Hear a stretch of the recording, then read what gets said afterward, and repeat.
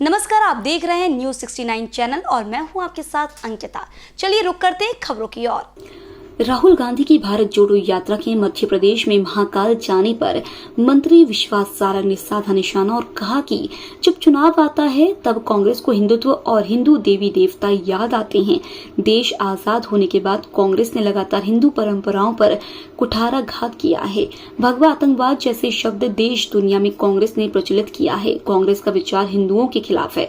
हर चुनाव के पहले राहुल गांधी, प्रियंका गांधी या कांग्रेस के अन्य नेता हिंदू बनने की कोशिश करते हैं। राहुल गांधी, सोनिया गांधी या प्रियंका गांधी कभी घर में पूजा करते हुए नहीं दिखाई दिए। चुनाव आते हैं तो बाबा महाकाल याद आते हैं।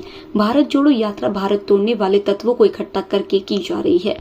मेडिकल की पढ़ाई हिंदी में शुरू करने को अन्य राज्यों के लिए मंत्री विश्वास सारंग ने कहा, मेडिकल की पढ़ाई हिंदी में शुरू करने वाले हम देश के पहले राज्य हैं। जो भी राज्य हिंदी में पाठ्यक्रम तैयार करने की जानकारी और मदद मांगेगा उसके लिए हम तत्पर हैं। मध्य प्रदेश देश का पहला राज्य बना जिसने मेडिकल की पढ़ाई हिंदी में शुरू की है। मंत्री सारंग, हमारा सपना है कि पूरे देश में मेडिकल की पढ़ाई हिंदी में शुरू हो। भारत जोड़ो यात्रा में फिल्म अभिनेत्री पूजा भट्ट के शामिल होने पर मंत्री विश्वास कैलाश सारंग बोले कि भारत जोड़ो यात्रा पूरी तरह से फ्लॉप हुई है। भारत जोड़ो यात्रा स्क्रिप्टेड यात्रा है। जनता उनके साथ नहीं जुड़ रही है। भारत जोड़ो यात्रा में भीड़ इकट्ठी करने के लिए अभिनेत्री पूजा भट्ट को बुलाया गया है। कांग्रेस और नेहरू परिवार ने देश की जनता के हितों में हंटर चलाए हैं। Bharatiya Janata party cadre base party है। हर स्तर पर कार्यकर्ताओं को भाजपा का विचार, परंपरा और लक्ष्य क्या है इसके लिए प्रशिक्षित किया जाता है। केंद्रीय या बूथ स्तर का कार्यकर्ता प्रशिक्षित होकर जनता का कल्याण और प्रदेश का विकास करे। भारत जोड़ो यात्रा में दिग्विजय सिंह के क्रिकेट खेलते हुए वायरल वीडियो पर मंत्री विश्वास सारंग ने कहा, जो होता नहीं है उसको दर्शाया जाता है। दिग्विजय सिंह अपने क्रिकेट खेल के वीडियो को वायरल करके राहुल गांधी से प्रतिस्पर्धा स्थापित कर रहे हैं। दिग्विजय सिंह क्रिकेट खेलकर ये इंगित कर रहे हैं कि अभी तो मैं जवान हूँ। दिग्विजय सिंह कुंठा में जी रहे हैं। नेहरू परिवार ने दिग्विजय सिंह के सामने से अध्यक्ष की थाली को छीन लिया। न्यूज 69 के लिए भोपाल से आदिल खान की रिपोर्ट। देखिए, आपने ही प्रश्न में ये बात इंगित कर दी कि जब चुनाव आता है, जब कांग्रेस को हिंदुत्व और हिंदू देवी देवता याद आते हैं। इस देश की आज़ादी के बाद हिंदू मतावलंबियों, हिंदू दर्शन, हिंदू देवी देवताओं, हिंदू मंदिर, हिंदू परंपराओं का जो कुठाराघात हुआ वो केवल और केवल कांग्रेस ने किया। और ये परिपाटी अभी से नहीं, नेहरू के समय से चल रही है। नेहरू परिवार ने इस देश में लगातार हिंदुत्व के खिलाफ काम किया।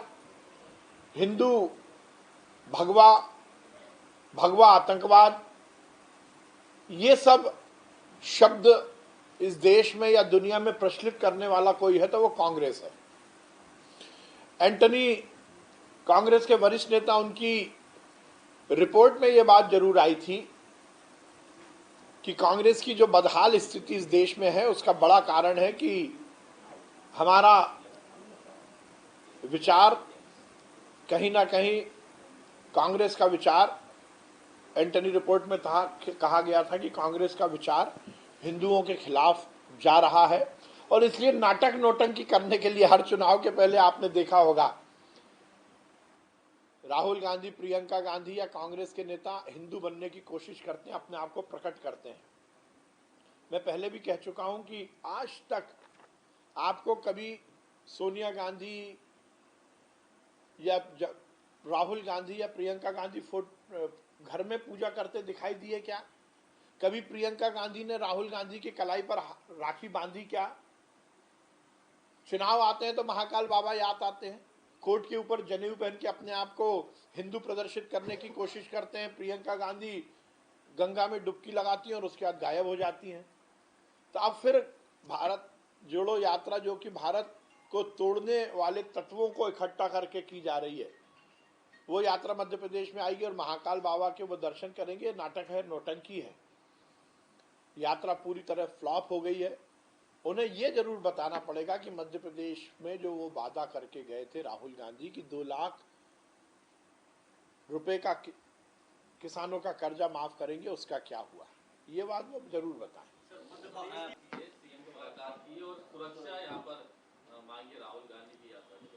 देखिए, वो तो जो भी व्यवस्थाएं होंगी वो की जाएंगी। सुरक्षा मध्य प्रदेश में कि सरकार और हमारा प्रशासन पूरी तरह से कानून व्यवस्था का पालन करता है और जिस भी व्यक्ति को केंद्र सरकार द्वारा जो भी सुरक्षा व्यवस्था मुहैया कराई गई है जिस श्रेणी में, उसका पालन होगा, उसमें कहीं कोई दिक्कत नहीं। बैठक कमलनाथ और दिग्विजय सिंह की अलग-अलग। देखिए, कमलनाथ और दिग्विजय सिंह दो ध्रुव हो गए।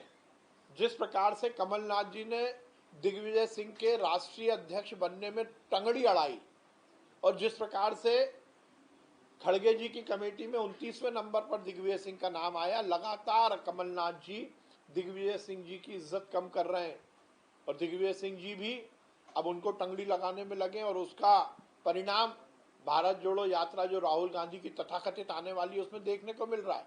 गुट और गिरोह में बटी हुई कांग्रेस में यात्रा को लेकर कोई गंभीरता नहीं है। किसका फोटो छपेगा, किसका फोटो नहीं छपेगा, किसको नीचे दिखाया जाए, किसको नहीं दिखाया जाए, इसी में यात्रा उलझ कर रह गई है। ये कमलनाथ और दिग्विजय सिंह की गुटबाजी जमीन पर उतरती हुई हमें दिख रही है। पूरी तरह से फ्लॉप हुई है, स्क्रिप्टेड यात्रा है, जनता उनके साथ नहीं जुड़ रही। कभी देखिए, किसी नेता को यदि फिल्म अभिनेत्री को साथ में चलाकर भीड़ इकट्ठी करने की जरूरत पड़ जाए तो आप समझ सकते हो उस यात्रा का क्या हुआ। पूजा भट्ट का क्या काम।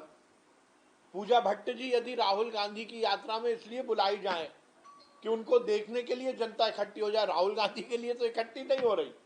कभी दौड़ लगा रहे हैं, कभी मुक्केबाजी कर रहे हैं, कभी अपने आप को चाबुक मार रहे हैं।